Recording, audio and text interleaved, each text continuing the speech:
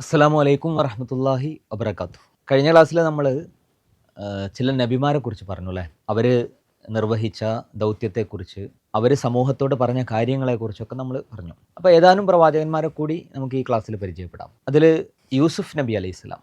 യൂസുഫ് നബി അലൈഹിസ്സലാമയെക്കുറിച്ചുള്ള കഥയും ചരിത്രമൊക്കെ നമുക്കറിയാം അല്ലേ? യൂസുഫ് നബി അലൈഹിസ്സലാമയുടെ ചരിത്രത്തിലേക്ക് ഞാൻ കടക്കുന്നില്ല. അദ്ദേഹം ചെറിയ കുട്ടിയായിരിക്കുമ്പോൾ കിണറ്റിലെറിയപ്പെട്ടതും അങ്ങനെ പിന്നീടുള്ള കാര്യങ്ങളൊക്കെ നിങ്ങൾ പലപ്പോഴും പഠിച്ചിട്ടുണ്ടാവും. യൂസുഫ് നബി അലൈഹിസ്സലാം ചെയ്ത കാര്യം എന്താ? അദ്ദേഹം ഇതുപോലെ നേരത്തെ നമ്മൾ പറഞ്ഞ പോലെ അള്ളാഹിനെക്കുറിച്ചും പരലോകത്തെക്കുറിച്ചൊക്കെ ചുറ്റുമുള്ളവർക്ക് പഠിപ്പിച്ചു കൊടുത്തു. മാത്രമല്ല അദ്ദേഹം സമൂഹത്തിൽ ക്ഷേമമുണ്ടാക്കാൻ ശ്രമിച്ച ഒരാൾ കൂടിയായിരുന്നു. അപ്പോൾ അതുകൂടി പ്രധാനമാണ്. അതായത് നമ്മളിങ്ങനെ വിശ്വാസം ഇസ്ലാം എന്ന് പറഞ്ഞാൽ പരലോകത്തെ ഏറ്റവും ഉഷാറാക്കുക എന്നത് മാത്രമല്ല, നമ്മൾ ജീവിക്കുന്ന ഈ ഒരു വേൾഡ്, ഈ ഒരു ദുനിയാവ്, നമ്മളുടെ ചുറ്റുമുള്ള കാര്യങ്ങൾ, ഇവിടെയൊക്കെ ഏറ്റവും നല്ല രൂപത്തിൽ മനുഷ്യർക്ക് ജീവിക്കാൻ പറ്റുന്ന അന്തരീക്ഷം ഉണ്ടാവണം എന്നാണ്. യൂസുഫ് നബി അലൈഹിസ്സലാം അവിടെ ചെയ്യുന്ന ഏറ്റവും പ്രധാനപ്പെട്ട കാര്യം, അദ്ദേഹം ഈജിപ്തിലായിരുന്നല്ലോ അല്ലേ? ഈജിപ്തിൽ ജയിലിലായിരുന്നു. അപ്പോൾ ജയിലിൽ നിന്നാണ് ഇങ്ങനെ രാജാവ് സ്വപ്നമൊക്കെ കണ്ടിട്ട് ആ സ്വപ്നത്തിൻ്റെ വിശദീകരണമൊക്കെ പറഞ്ഞു കൊടുത്തപ്പോൾ രാജാവിന് ഇഷ്ടപ്പെട്ട് അദ്ദേഹത്തെ കൂടെ കൂട്ടുകയാണ്.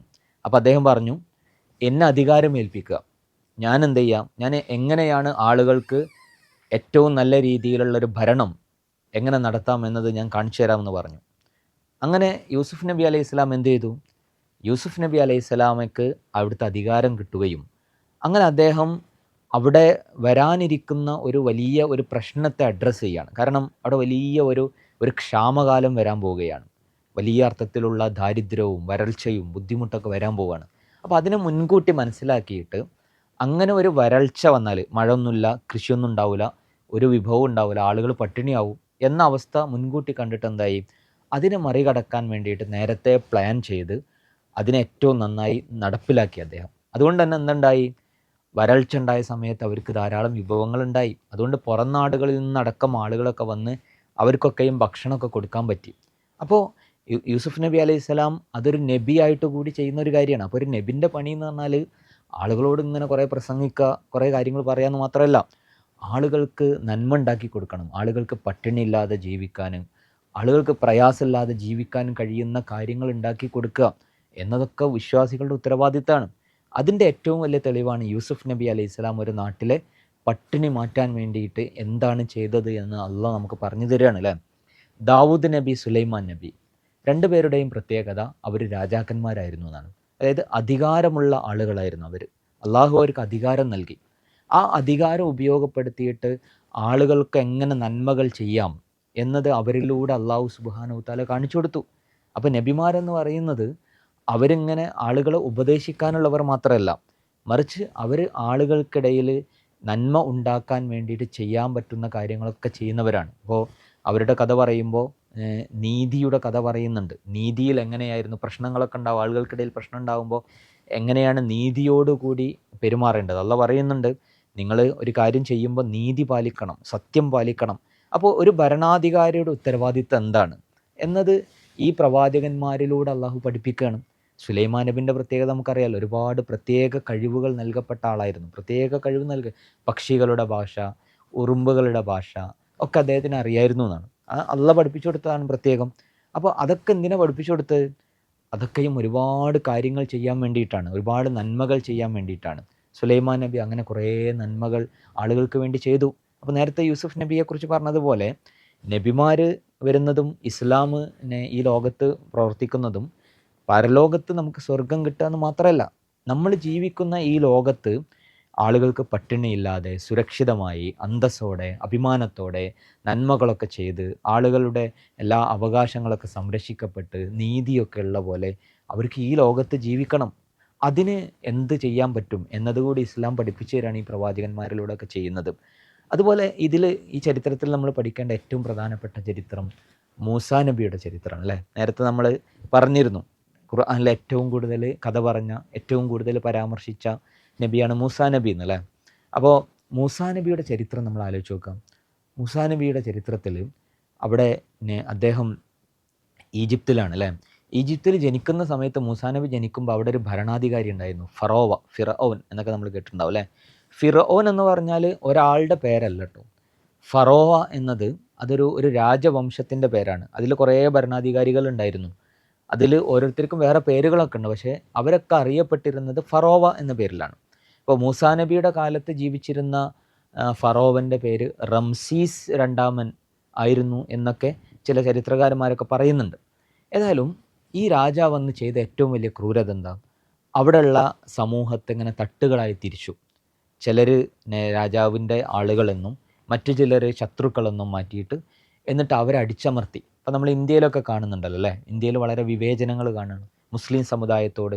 അതുപോലെ തന്നെ ജാതി ആയിട്ടൊക്കെ ആളുകളെ തിരിച്ചിട്ട് ചില ജാതികളെ അവരടിച്ചമർത്തുന്ന, അവരോട് പാർഷ്വാലിറ്റി കാണിക്കുന്ന, അവരോട് ഇൻജസ്റ്റിസ് കാണിക്കുന്ന കുറേ കാര്യങ്ങളൊക്കെ നമ്മൾ കാണുന്നുണ്ടല്ലേ? ഇതേപോലെ അന്ന് ഫറോവ ചെയ്തിരുന്നു. ബനു ഇസ്രായേൽ എന്ന സമൂഹത്തെ അവരെ അടിച്ചമർത്തി, അവരുടെ അവകാശങ്ങളെ ഹനിച്ചു. അവരിൽ പിറന്നു വീഴുന്ന ആൺകുട്ടികളെ മുഴുവൻ കൊല്ലാൻ ഓർഡറിട്ടു. അപ്പോൾ മുഴുവൻ കൊന്നു കളഞ്ഞാൽ പിന്നെ ആൺകുട്ടികളൊന്നും ഉണ്ടാവില്ല, അപ്പോൾ നമുക്ക് അടിമപ്പണി ചെയ്യിക്കാൻ ആളുണ്ടാവില്ല എന്ന് പറഞ്ഞപ്പോൾ ഒരു കൊല്ലം ജനിക്കുന്ന ആൺകുട്ടികളെ കൊല്ലും, അടുത്ത കൊല്ലം ജനിക്കുന്ന ആൺകുട്ടികളെ ജീവിക്കാൻ അനുവദിക്കും. അപ്പോൾ അങ്ങനെ മൂസാ നബി പിറന്നു വീഴുന്നത് കൊല്ലാൻ തീരുമാനിച്ചൊരു വർഷത്തിലായിരുന്നു. അങ്ങനെ പ്രത്യേകം അള്ളാഹുവിൻ്റെ ഒരു നിർദ്ദേശം മൂസാ നബിയുടെ ഉമ്മക്ക് കിട്ടുകയും അങ്ങനെ കുട്ടിയെ നദിയിൽ ഒഴുക്കുകയും അതൊക്കെ ചരിത്രം നമുക്കറിയാം. അങ്ങനെ കൊട്ടാരത്തിൽ വളരുന്ന സംഭവമൊക്കെ. ഏതായാലും മൂസാ നബിയൊക്കെ വളർന്നു വലുതായി നബിയായി മാറി. എന്നിട്ട് മൂസാ നബിയോട് അള്ളാഹു 2 ഉത്തരവാദിത്തങ്ങൾ പറയുന്നുണ്ട്. ആ 2 ഉത്തരവാദിത്തങ്ങൾ എന്താ? ഇദ്ഹബ് ഇലാ ഫിർഔന ഇന്നഹു ത്വഗാ എന്ന് പറയുന്നുണ്ട്. ഫറോവയുടെ അടുത്തേക്ക് പോകണം, കാരണം അതിക്രമിയായിരിക്കുന്നു അയാൾ. ആ അതിക്രമിയായ ഫറോവൻ്റെ അടുത്ത് ചെന്നിട്ട് 2 കാര്യങ്ങൾ പറയണം. എന്താ 2 കാര്യങ്ങൾ? ഒന്ന്, അള്ളാഹിനെ കുറിച്ച് പറയണം. അള്ളാഹ് മാത്രമാണ് ദൈവം. ഫറോവ അടക്കമുള്ള ആളുകൾ അവർ കുറേ ദൈവങ്ങളെ വിശ്വസിച്ചിരുന്നു, കുറേ ദൈവങ്ങളെ വിളിച്ച് പ്രാർത്ഥിച്ചിരുന്നു. അപ്പം അതൊക്കെ തെറ്റാണെന്നും അള്ളാഹു മാത്രമാണ് ഇലാഹ്, അള്ളാഹു മാത്രമാണ് റബ്ബ് എന്നൊക്കെ ഫറോവയോട് പറയണമെന്ന് പറഞ്ഞു. രണ്ടാമതൊരു കാര്യം കൂടി ഏൽപ്പിച്ചു. അർസിൽ മഅനാ ബനി ഇസ്രായേൽ വലാ തുഅദ്ദിബ്ഹും. നീ പീഡിപ്പിച്ചു കൊണ്ടിരിക്കുന്ന ബനു ഇസ്രായേൽ സമൂഹത്തെ വെറുതെ വിടണം, അവരെ വിമോചിപ്പിക്കണം, അവരോടുള്ള പീഡനങ്ങളും അക്രമങ്ങളും അനീതികളും അവസാനിപ്പിക്കണം. വളരെ ക്ലിയറാണ് അല്ലേ? ഒരു പ്രവാചകൻ എന്താ ചെയ്യേണ്ടത് എന്ന് ക്ലിയറാണ്. ഒന്ന്, അള്ളാഹിനെക്കുറിച്ച് പറയാം, പരലോകത്തെക്കുറിച്ച് പറയാം. അതോടൊപ്പം എന്താ ചെയ്യുക? ഈ ലോകത്ത് പീഡനങ്ങളും പ്രയാസങ്ങളും അനീതികളൊക്കെ അനുഭവിക്കുന്ന മനുഷ്യരെ ആ പ്രയാസങ്ങളിൽ നിന്നും പീഡനങ്ങളിൽ നിന്നും രക്ഷപ്പെടുത്തുക. ഈ പണി കൂടി പ്രവാചകന്മാർക്കുണ്ട്. അതാണ് മൂസാ നബി നിർവഹിച്ചത്. മൂസാ നബി അതുകൊണ്ടാണ് ഫറോവയോട് പോരാടുന്നത്. അങ്ങനെ പോരാടിയിട്ട് അവസാനം ബനു ഇസ്രായേൽ സമൂഹത്തെ രക്ഷപ്പെടുത്തി കൊണ്ടുപോകുന്നത്. അപ്പോൾ ഈ ഒരേ സമയം ദൈവവിശ്വാസത്തെക്കുറിച്ചും പരലോകത്തെക്കുറിച്ചൊക്കെ പറയുന്നതോടൊപ്പം മനുഷ്യരെക്കുറിച്ച്, അവരുടെ പ്രശ്നങ്ങൾ, അവരനുഭവിക്കുന്ന വിവേചനങ്ങൾ, അതിലൊക്കെ ഇടപെടുകയും എന്നിട്ട് അവിടെ ഒരു വിമോചനം സാധ്യമാക്കുകയും ചെയ്യുക എന്നതുകൂടി ഇവരുടെ ഉത്തരവാദിത്തമായിരുന്നു. ഈസാ നബി അലൈഹി സ്വലാമയുടെ പ്രബോധനത്തെ ഖുർആൻ പറയുന്നുണ്ട്. അദ്ദേഹം വരുന്ന സമയത്ത് അവിടെ ഈ പറയുന്ന പോലത്തിൽ പൗരോഹിത്യം, അതായത് മതത്തിൻ്റെ ആളുകൾ അവർ മതത്തെയൊക്കെ വളരെ ദുർവ്യാഖ്യാനമൊക്കെ ചെയ്ത് തെറ്റായ രീതിയിലൊക്കെ പഠിപ്പിച്ചുകൊണ്ടിരിക്കുകയാണ്. അതിനെ തിരുത്താൻ അദ്ദേഹം ഒരുപാട് ശ്രമിച്ചു. അതുപോലെ തന്നെ അവിടെ പ്രമാണിമാരായ കുറേ ആളുകളുണ്ടായിരുന്നു. അവർ പാവങ്ങളെ ചൂഷണം ചെയ്യുന്നവരായിരുന്നു. അപ്പോൾ ആ ചൂഷണം ചെയ്യുന്ന പാവങ്ങളുടെ ഭാഗത്ത് നിന്ന്, ചൂഷണം ചെയ്യപ്പെടുന്ന പാവങ്ങളുടെ കൂടെ നിന്നിട്ട് ഈ പ്രമാണി വർഗത്തിൻ്റെ പ്രശ്നങ്ങളെ അദ്ദേഹം അഡ്രസ്സ് ചെയ്യുന്നുണ്ട്. അല്ലെങ്കിൽ അവർ ചെയ്യുന്ന തെറ്റുകൾ അദ്ദേഹം അഡ്രസ്സ് ചെയ്യുന്നുണ്ട്. ആ പാവങ്ങളെ പീഡിപ്പിക്കരുത്, ചൂഷണം ചെയ്യരുത്, പലിശ, ആളുകളെ പലിശയൊക്കെ വാങ്ങിയിട്ട് ആളുകളെ ചൂഷണം ചെയ്യുന്നത് ധാരാളം ഉണ്ടായിരുന്നു. അതിനെതിരെ അദ്ദേഹം പ്രതികരിക്കുന്നുണ്ട്. അതുപോലെ തന്നെ ഒരുപാട് തിന്മകളും തെറ്റുകളൊക്കെ ചെയ്യുന്ന ആളുകൾ പുണ്യവാളന്മാരായി ചമഞ്ഞ്, അപ്പോൾ അവരോടൊക്കെ ഈസാ നബി ഇടപെടുന്നുണ്ട്, പാവങ്ങളെ സഹായിക്കുന്നുണ്ട്. ഇങ്ങനെ പല രീതിയിലുള്ള സാമൂഹിക പ്രവർത്തനങ്ങൾ കൂടി ഈസാ നബി അലൈഹി സ്വലാം നിർവഹിക്കുന്നുണ്ട്. അപ്പോൾ ഒരേ സമയം ഈ പ്രവാചകന്മാരൊക്കെയും അള്ളാഹുവിനെ കുറിച്ച് പറയാണ്, അതേസമയം മനുഷ്യരെക്കുറിച്ച് കൂടി പറയാണ്. അപ്പോൾ ഇസ്ലാം എന്ന് പറഞ്ഞാൽ ഇത് രണ്ടും കൂടി ചേർന്നതാണ്. അപ്പോൾ പലപ്പോഴും ഈ റിലീജിയനെ കുറിച്ചൊക്കെ പല വിമർശനങ്ങളുണ്ടാവും അല്ലേ? ആ വിമർശനങ്ങളിൽ പ്രധാനപ്പെട്ട ഒരു കാര്യമാണ് ഈ മതം, വിശ്വാസം എന്നൊക്കെ പറയുന്നത്. അതിനുകൊണ്ട് എന്താ മനുഷ്യന്മാർക്ക് ഉപകാരം?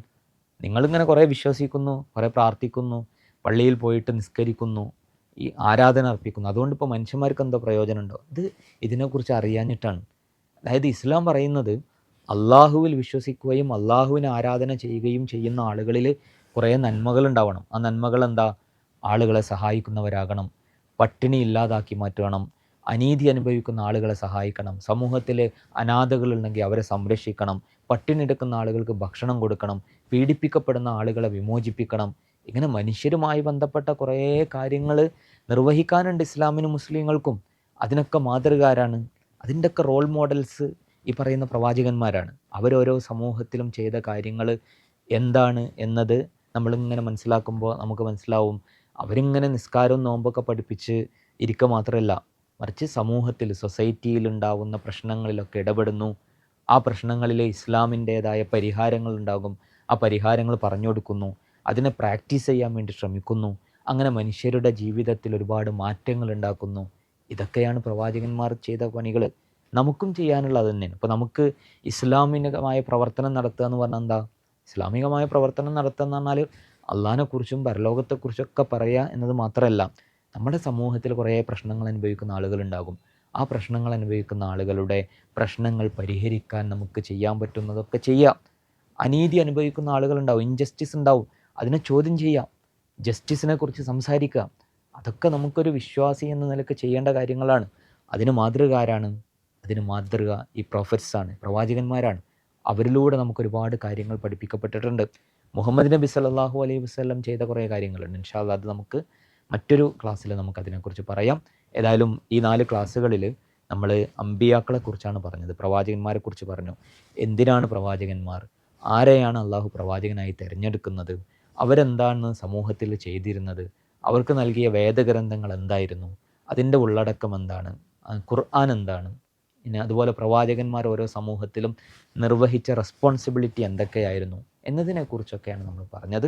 ഏതായാലും അതിനെക്കുറിച്ചൊക്കെ ഏകദേശം ധാരണ നിങ്ങൾക്ക് ഉണ്ടായിട്ടുണ്ടാകും എന്ന് വിചാരിക്കുകയാണ്.